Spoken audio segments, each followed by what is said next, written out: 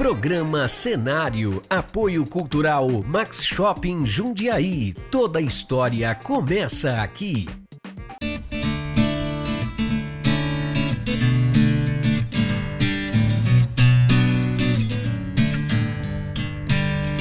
Boa noite para você em casa. Estamos começando mais um programa Cenário e na noite de hoje eu trago para vocês José Renato Forner, que é ator e diretor de teatro, ele que é jundiaiense e que não deixa de lado as suas raízes, né? E que está com vários projetos que nós vamos conhecer agora.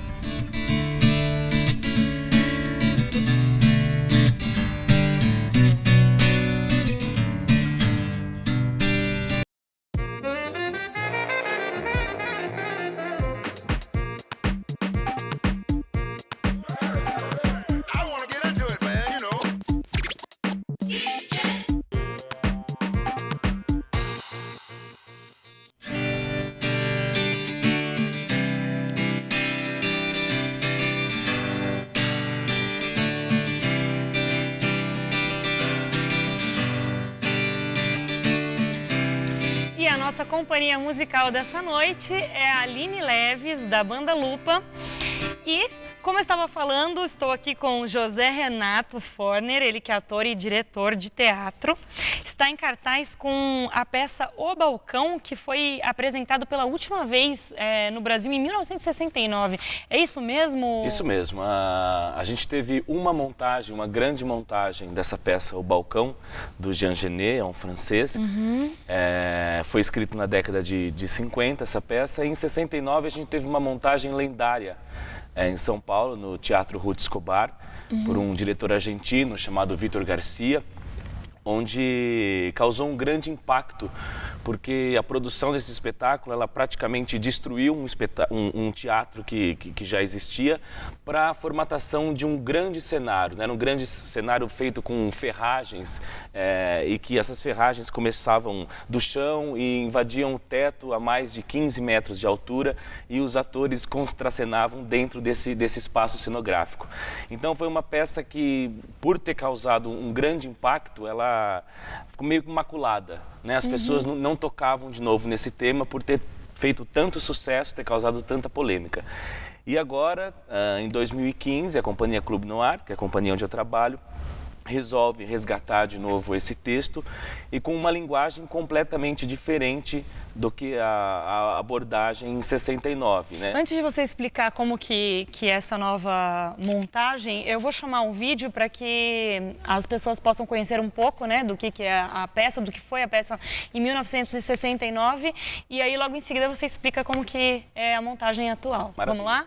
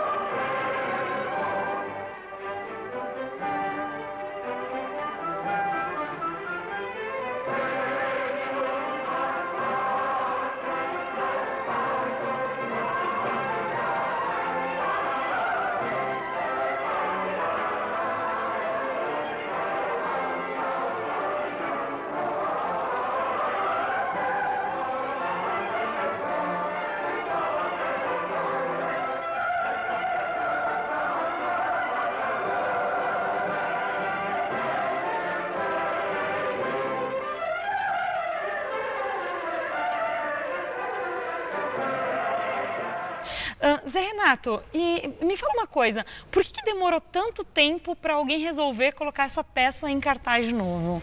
Então, acho que é justamente como eu havia comentado, acho que por ela ter um grande poder na época, ela ficou maculada, porque foi uma loucura, todo mundo assistiu, as pessoas tinham brigas na fila do teatro. Então, quando uma montagem ela é muito bem sucedida, parece que para o brasileiro ela fica intocada. Você não pode montar de novo porque vai entrar num esquema de comparação, num esquema comparativo. Sendo que um texto de teatro ele foi escrito para ser encenado por vários grupos, por vários olhares, porque um texto de teatro ele desperta várias possibilidades, né, de encenação, de interpretação. E mesmo a montagem que o Clube Noir faz hoje é muito diferente da montagem que foi feita em 69. Em 69, como a gente acabou de ver, que tinha esse grande poder imagético, né, das imagens, por conta do cenário e de uma encenação, uma movimentação muito radical, o Clube Noir a gente escolheu dar um maior valor às palavras do autor. Então, é um espetáculo onde são ambientes sombrios, ambientes escuros, porque justamente se você deixa um ambiente mais escuro, a audição da plateia é mais valorizada e esse texto ele chega mais através do ouvido das pessoas. Então, é uma montagem que valoriza muito um diálogo com as palavras do autor, as palavras do Genet. E conta um pouco pra gente como que é a peça, O Balcão, a história da peça. A trama é bastante enxuta, bastante sintetizada, mas ela dá vazão a muitos conceitos e pensamentos filosóficos. O Balcão é um bordel, onde os homens frequentam esse bordel para realizarem as suas fantasias sexuais através do poder e da submissão, e sendo que numa cidade qualquer, num estado qualquer ou num país qualquer, ao redor desse bordel acontece uma rebelião, uma revolta popular, onde as pessoas querem destituir a rainha do poder. Então, é uma trama, como eu disse, que ela é muito enxuta, mas que ela dá muitas possibilidades de pensamentos filosóficos e uma dura crítica que o Genet faz às instituições do poder. Então, a historinha, né, a narrativa é basicamente essa, mas ela se amplia através de deslocamentos de cenas assim que faz com que o Genet seja considerado esse autor genial que é.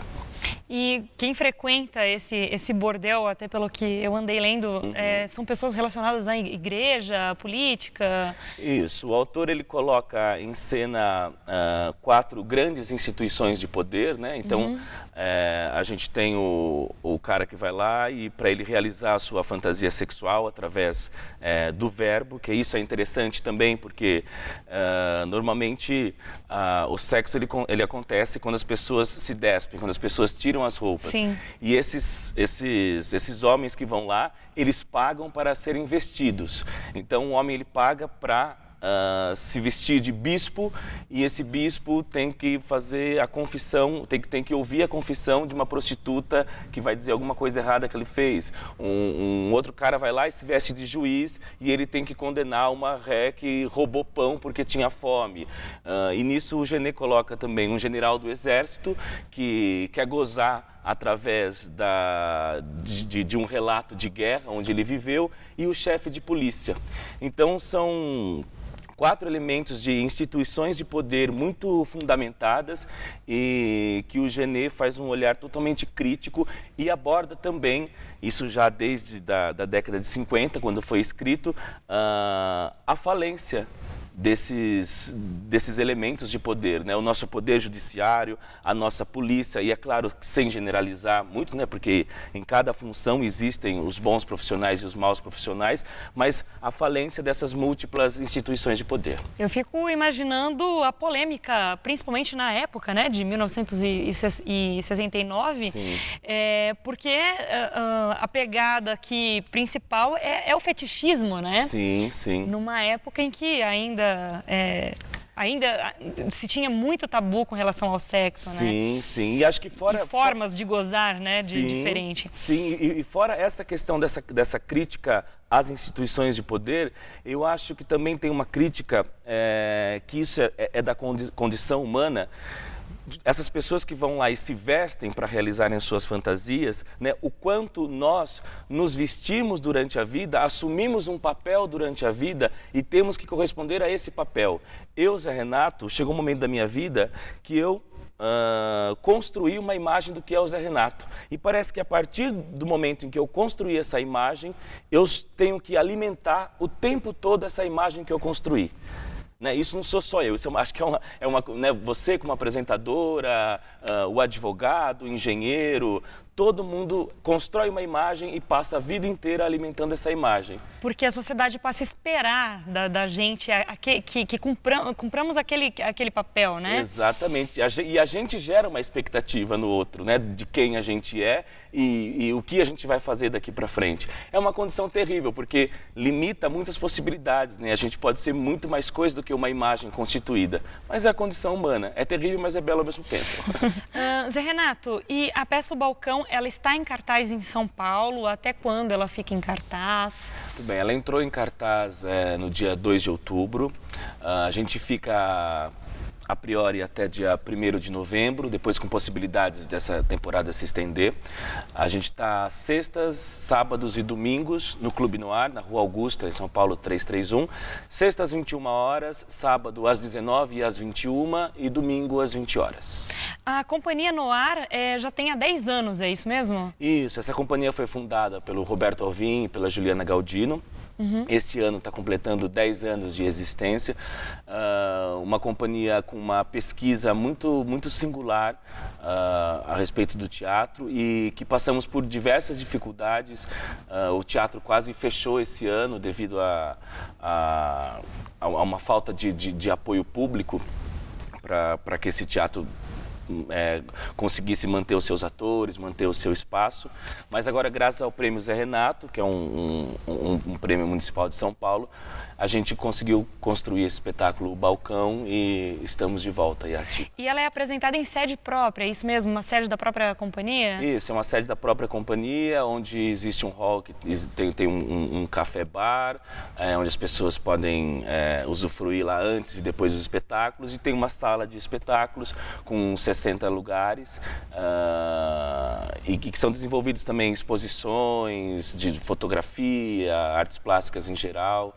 E é uma alegria ter um centro artístico e cultural assim no coração de São Paulo, na Rua Augusta, assim. Legal. Agora a gente vai para um breve intervalo e daqui a pouco a gente volta com mais cenário para vocês.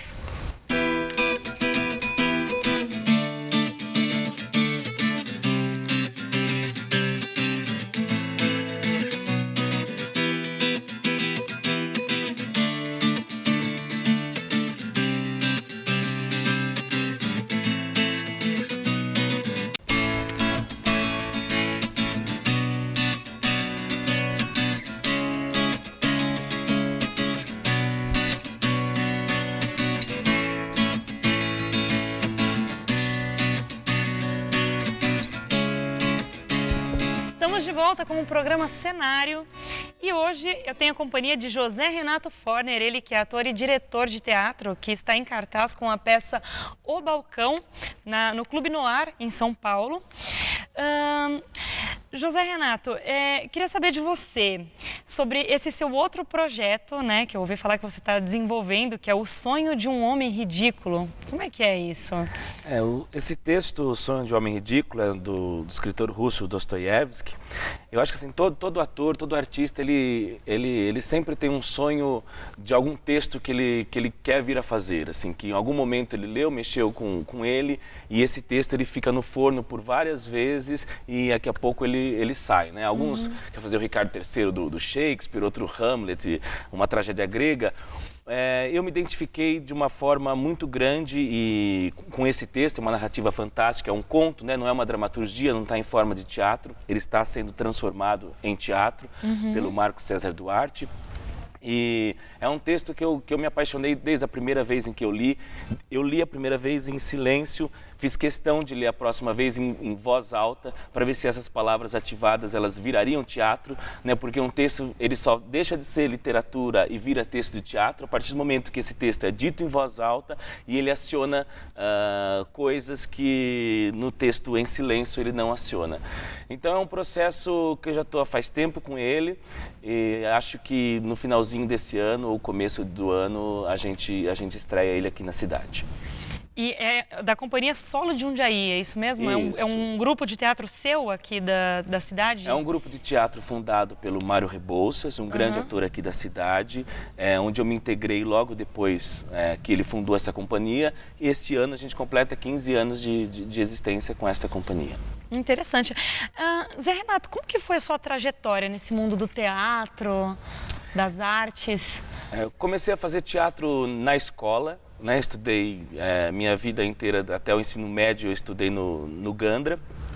Comecei a fazer teatro com um profissional que fez um convite para todas as salas. Acho ainda que a maior maneira de você fomentar qualquer tipo de arte na cidade é através de adolescentes e de jovens. Então eu fico muito orgulhoso de ter começado a fazer teatro na escola e depois comecei a procurar os cursos oferecidos aqui na cidade mesmo. Passei por diversos grupos de teatro aqui da cidade também. E aí depois ingressei para São Paulo, procurando algumas linguagens de alguns diretores que me chamaram a atenção, como Antunes Filho, agora a Juliana Galdino e o Roberto no Clube Noir. Então, desde quando comecei, eu falo que tudo é uma escolha, né? Então, foi uma escolha que eu fiz desde muito cedo, arco com as responsabilidades dessa escolha, com os problemas e as virtudes que essa escolha traz pra gente. Eu não sei fazer outra coisa. E você dá aula, né? Você dá aula para jovens. Sim, sim. A gente tem um curso, eu e o Marco César Duarte, onde a gente leciona desde 2008. A gente ficou um bom tempo dando aula lá na Casa da Cultura, cuidando dessa parte do curso de teatro. Hoje a gente está afastado da Casa da Cultura, mas continuamos na Escola Labelarte. É um curso de formação para iniciantes, pessoas que querem conhecer o teatro. E agora, no final do ano, a gente estreia o resultado final, a formatura desse processo todo com esses adolescentes e jovens e adultos, assim, que são de 14 anos até 50 anos. A gente sabe que não necessariamente são pessoas que querem trabalhar com o teatro, que querem ser atores, que procuram o curso de teatro, né? Quais outras pessoas que procuram o curso de teatro? Eu sei que pessoas tímidas às vezes procuram para perder a timidez. Quais outros benefícios do teatro na vida de qualquer pessoa? Olha, eu acredito piamente que todo mundo, todo ser humano deveria ter contato com uma modalidade de arte em sua vida e de preferência na infância e na adolescência.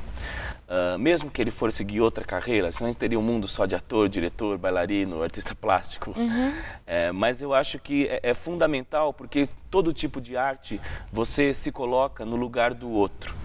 Então eu acho que independente de se for pela timidez, se for pela expressão corporal, se for para trabalhar a voz, a oratória, eu acho que o principal que a arte desperta no humano é uma sensibilidade singular que está tão massificada nos dias de hoje. Então, assim, o curso de iniciação ao teatro é para todo mundo que quer ter contato com um tipo de arte e expressar um pouco e pensar o mundo e pensar em si mesmo, refletir e passar alguma coisa para as pessoas, sua voz para as pessoas. Fala um pouco pra gente sobre os atores de Jundiaí, né? Jundiaí é uma terra de teatro, existem alguns nomes que a gente sabe que está se destacando no teatro, como que é? Eu acho que Jundiaí sempre foi, e tomara que sempre será, um grande celeiro de formação de grandes artistas, de grandes pensadores de teatro. E quando a gente fala isso, tem gente que já saiu daqui, foi para São Paulo, foi explorar outras terras, outras linguagens.